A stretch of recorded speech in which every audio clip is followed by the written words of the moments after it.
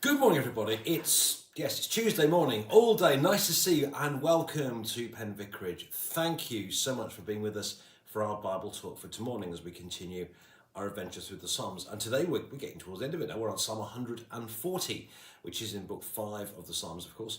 To remind you, when we finish the Psalms, we're going to do the book of Genesis. So some intriguing passages in there. Looking forward to that. So in a couple of weeks' time, when we finish the Psalms, we're going to be doing a whole series on the book of Genesis. So looking forward very much to that.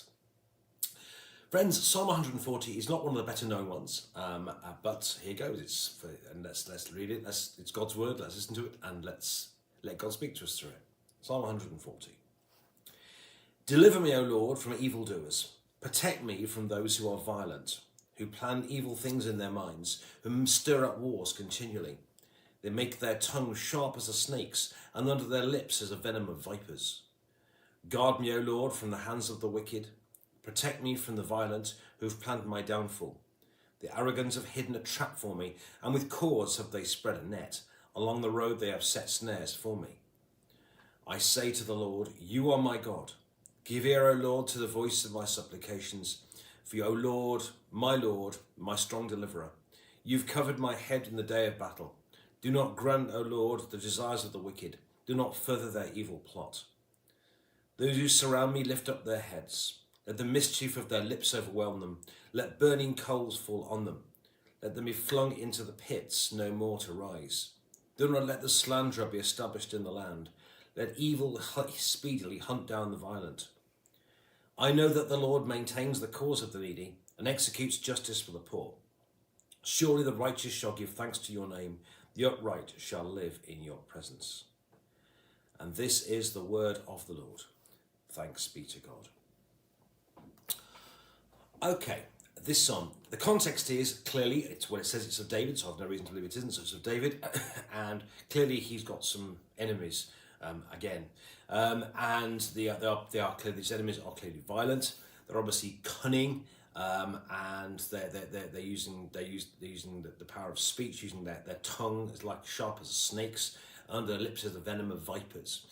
So clearly by kind of violence, but also by words, David's got these enemies and they're plotting against him using traps and things like that as well. So you get the impression David's got some people who are plotting against him or against the people or something like that. Oh, go ahead. Where it just says him, the arrogant have hidden a trap for me, and with cause of they spread a net. So we don't know what the context is, but we do know that whatever it was, whoever the enemies were, he had enemies who were plotting against him. We're not quite sure what that could be, but as I say, they're there. Now, the interesting thing with this psalm, well, one of the many things is it kind of splits, but it's kind of quite complicated. If you look at the look at it 3 times after verses 3, 5, and 8, you see the word in italic Selah, which basically means like a change, really. So it might mean they change the instruments. If this was an organ, they might pull a few different stops out. If it was guitars, it might be a different tune or whatever it would be, or a different tone or something like that. So according to the kind of music, there's a change of tone. You split it at the end of verse 3, at the end of verse 5, at the end of verse 8. And according to the paragraphs, there's like a paragraph gap at the end of verse 11 as well. So according to the kind of the music, the poetry, if you like, it cuts there. In terms of meaning, though, it cuts rather differently. Verses 1 to 5 are a section. Verses 6 to 7, I believe, are a section. Verses 8 to 11 are a section. And verses 12 and 13 are as well. Let me show you what I mean. Verses 1 to 5 are a typical sign of lament. Here is David. He comes before God. He presents his situation before God, and he asks God to help him. So he starts by saying, deliver me, O Lord. So he comes before God's presence. He outlines the situation, and he prays, guard me, O Lord, from the hands of the wicked. All right. So the first 5 verses are a classic, what you might call lament. He comes before God. He presents the situation before God, and he asks God to help him. That's what you get in verse 5, verses 1 to 5. 6 to 7 are, I think, actually a sort of section on their own, really are talking about God. At this point, it goes from his problems onto the personality of God. Then verses 8 to 11 again go back to his prayer again. Oh God, do not grant me the desires of the wicked, and back to the situation again. And so he asks God to help him again. with that. So he's got another prayer about his problems again. And then verses 12 and 13 are a sign of confidence in God at the end. So the music, if you like, would have it because at the end of verses 3, 5, 8 and 11. But in terms of the meaning, verses 1 to 5 are a section, 6 to 7 are a section, 8 to 11 are a section, and 12 and 13 are at the end, if that makes sense. Look at it, look at the text again and you'll see what I mean. So, in verses 1 to 5, what do we have? David's got these enemies.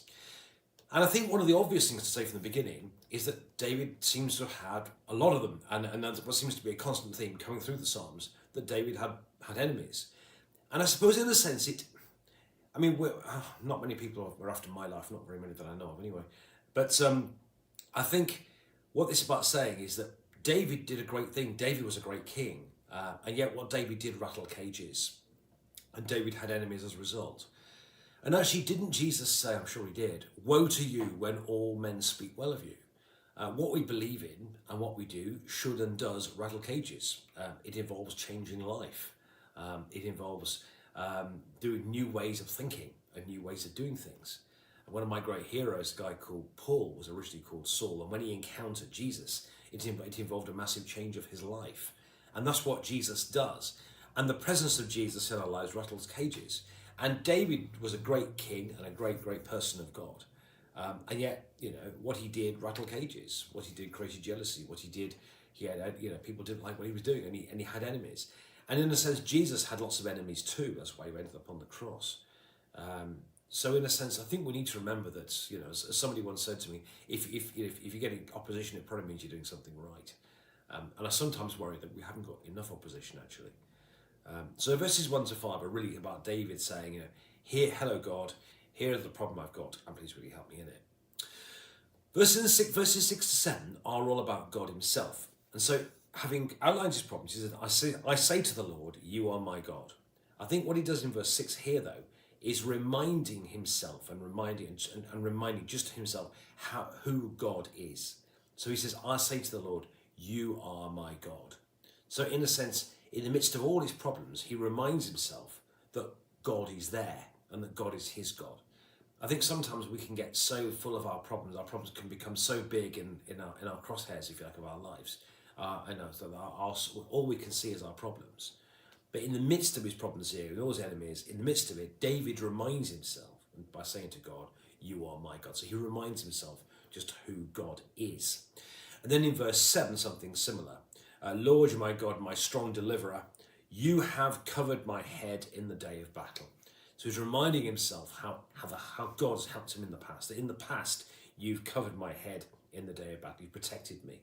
So having outlined his problems in verses 1 to 5 and asked for help, in verses 6 to 7, he reminds himself just who God is. That God is his God and that God is the God who's helped him in the past. Then in verses 8 to 11, he reminds himself some of the problems that he has by, do not grant all the desires of the wicked, do not further evil plot, and so on and so on. And again, some of the words he uses are similar to words used earlier. Words like pit and lips, in a sense, are also used in verses 1 to 5 as well. So he reminds himself of the problems he's in. Then verses 12 and 13 at the end, what he has then is because he knows who God is, he speaks with confidence and he knows the future is going to be all right. I know, he says, the Lord maintains the cause of the needy and executes justice for the poor. Surely the righteous shall give thanks to your name. The upright shall live in your presence. So verses 1 to 5, he outlines his problem, the situation he's in, as we should do before God. Whatever's going on for us, bring it before God. Verses 6 to 7, he reminds himself just who God is, that God is the one who is God, and God is the one who's helped him in the past. But he reminds himself of what the problems are again, bringing it before God. And then in verses 12 and 13, because he knows who God is, therefore he knows he's going to be all right. And he knows he can have confidence in the future. Because God is his God, and because God's helped him in the past, he knows God will help him in the future. And because of that, he knows he can have confidence going forward. And that's what we should do, my friends. Of course, we all encounter difficulties from time to time. But in the midst of them, let's remind ourselves who God is. Let's remind ourselves how God's helped us in the past. And let's allow that to give us confidence and now live lives God's way and confidence in God, knowing that He knows what He's doing and He's with us. And in the words of Mother Julian of Norwich, all is well, all manner of things will be well. Bless you, my friends.